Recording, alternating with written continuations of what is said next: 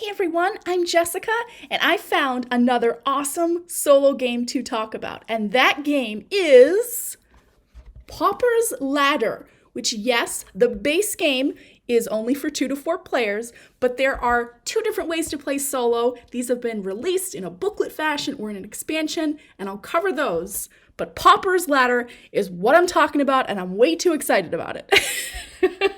So in Pauper's Ladder, what are you doing? You are playing as a character, a pauper. And there are all different ones that are included. They all have a unique piece of equipment. They have their own hometown that they come from. The base game comes with 4 double-sided boards with all different people. I mean, there's the Great Ognov, the Charlatan. Wrong way. See? I'm charlataning. But there's a lot of different characters that you can play as, and what you are doing is you are going around this world of Brighthelm. It's set up on a board, there's different regions to go to, and you are trying to complete 3 of 5 virtues. And you do this by doing things like collecting gems, which is like gold, or the currency, which you can pick up in many different ways, buying, selling equipment in different places, some different types of quests, just some events out there, and then fighting some monsters. Other ways to get virtues is that you are going to have a recipe book. And at the start of the game, you'll start with 3 different recipes, and they will always have a side that has 3 different ingredients shown, and you are trying to collect 2 of those. So as soon as you collect and assign 2 of those ingredients, you flip it over and you have learned that recipe. And all these do some cool things.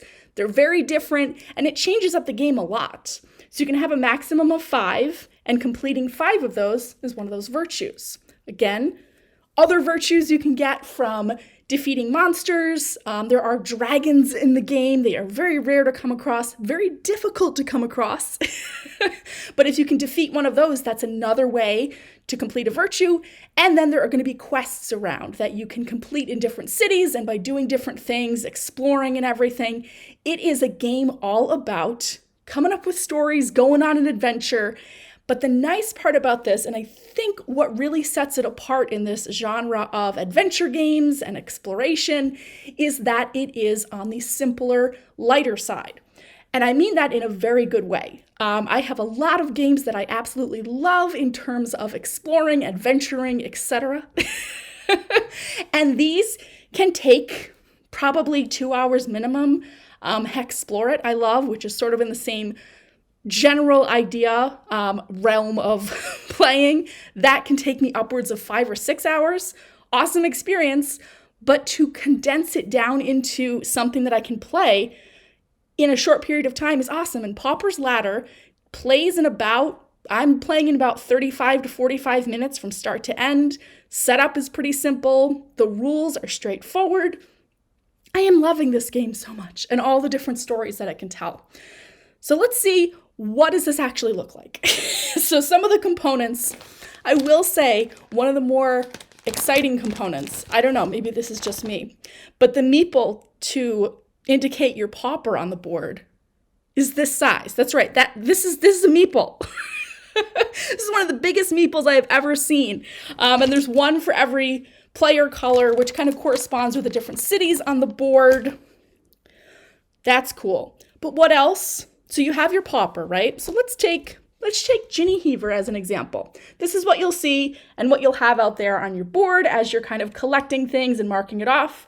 She has, this is her unique piece of equipment. Everybody will have something unique. It does something different. And again, these are double-sided. It does say for 2 or 3 or 4 players. For solo, though, that just determines the difficulty level that you're playing at. So Ginny would be the main character. However, the other cool part is that you actually have a bird companion. So in the base game, it comes with 4 different ones that you can start out with. And you can pay 4 gems at any point to train a bird, and that would flip them over. And each of them has a unique ability that they can do, which is really cool. And they will be moving around the board. Maybe not as exciting. They are represented by a simple wooden disc, but it can do a lot. Birds can do almost everything Paupers can do with a couple of different exceptions. Other things that are going to be in the game, in cities, for instance, you are going to have quests. So there'll be a quest out at every city.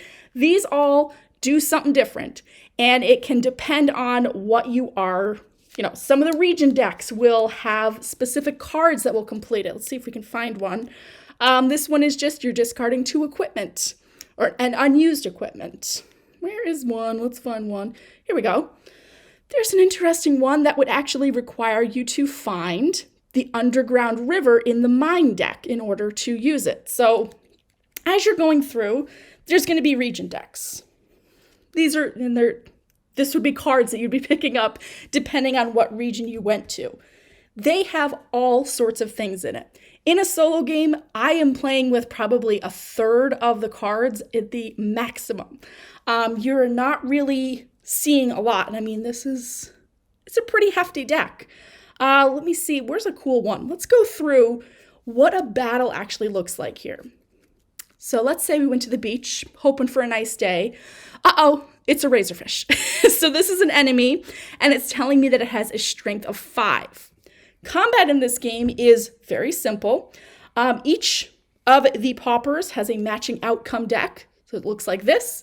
And these cards you're going to be drawing, they will sometimes have just standard numbers, and that is your strength. Or, let's find somebody, they could be an ally. So they could give you a strength at the top. That's what the Silent Assassin does. Or with this one, I can pay gems equal to the strength to automatically defeat it. So gems are super useful. You can buy stuff with it. And like I said, that's part of one of the virtues if you want to complete it. But in order, what did I do with our razorfish? I think I lost our razorfish already. Oh, no, there it is. So I would need a strength of 5 or more. A Pauper can add on strength from a weapon if you have a piece of equipment that helps you out with that, if you have a recipe that helps with that. And then another fun little thing, where did they go? There are Lucky Charms, which are just dice. And the white one is from the base game, the yellow one is from Moon Towers, which I'll talk about in a minute. But you would basically pay a gem to roll that die and possibly add some strength. Easy. The fun part, though, is when you defeat that monster, you get to decide what you want to do with it. So this one actually has 3 different options, and you're going to choose one of them. I can put it in my trophy room for 5 strength to try to save up to complete a virtue. I can gather 3 gems, or I can get some fish scales from it, and that might be an ingredient I need to work on a recipe. It's cool stuff. I mean, I'll just to show you a couple of the other things that can happen in just the beach deck, there are a lot of different things that are, there are duplicates in here, so I don't want to make it seem like these are all unique, but there are all sorts of characters you can come across, events, areas. I don't know where all the monsters are on the beach deck. Apparently they don't want to come out. There we go. There's a sandworm. That one's pretty dangerous. That's a lot of, that's a strong monster. But it's not all about just fighting. There's an ingredient. You could pick up a shell. Where are the rest of these? It's another sandworm. But there's all cool stuff that you can come across, and that's just the beach deck. There's also a forest deck, there's a mountain deck, there's a swamp deck, and then there's a slightly larger mine deck, because when you go into the mines, there are a lot more dangerous creatures down there, but you also have a chance to find all of the ingredients. There's a small amount of every ingredient in the mines. I like set collection, and I love completing recipes. So that's one of the things that I do a lot in all of these plays.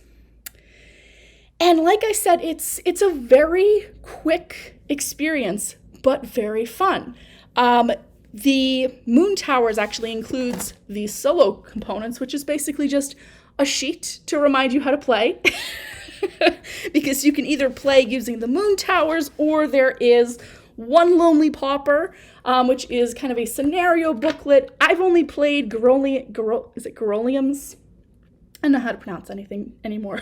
Tournament. But this one is just completing 3 of 5 virtues. There's also a couple of other ones in here that change up how you play the game, but completing 3 of 5 virtues works really, really well. So in solo again, either way, you're going to decide to play either your difficulty level, easy, medium, hard or very hard. And it does get somewhat difficult, but it's all about the storytelling. I have had exciting plays every time. Something different happens. Some of them, the dragon. I'm nearly done. Time's almost up. I need to defeat the dragon for the final virtue, and it works out. Other times, I had one where it was the end. Both my pauper plus the bird had 1 life left or 1 health left. It was the last turn. We needed to defeat something. We were 1 away from completing the virtue for handing in your trophy room. So close. There was a gull on the beach. A lot of stuff happens on the beach in my games, apparently. But it had a strength of 4. I drew the outcome card. It was only a strength of 2, but it was an ally or kind of an event card where it was a distraction. If there was another character in that same region, I could redraw. Luckily, I had the bird with me, so that gave me that ability. Even in solo, that counts. I drew that. It was strength of 2, and I said, "Oh, it's over. All right, I'm done." But it was actually an ally card if I was fighting in a region adjacent to my hometown of Bluevale. I got 2 extra strength. 4 strength. 1. So that was really cool. I've had plays that haven't had a lot of those exciting moments, which they don't necessarily have to have. In that play, it was kind of just I went through, completed everything. It kind of worked out.